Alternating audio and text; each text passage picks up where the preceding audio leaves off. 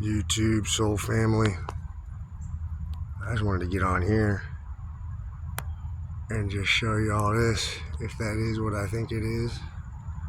Up there, the hawk.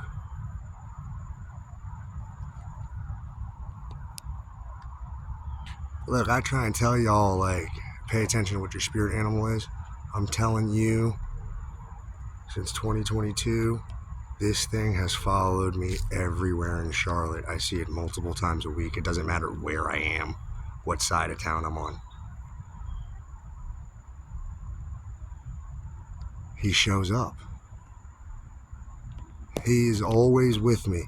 This is how you know you have a spirit animal. I mean, people that are around me, when I tell them about this, they don't believe me at first, and then they see it all around me.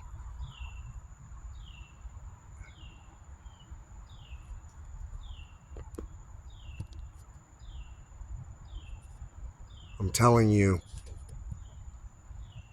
Hashem is real, and he sends you messages in many different ways.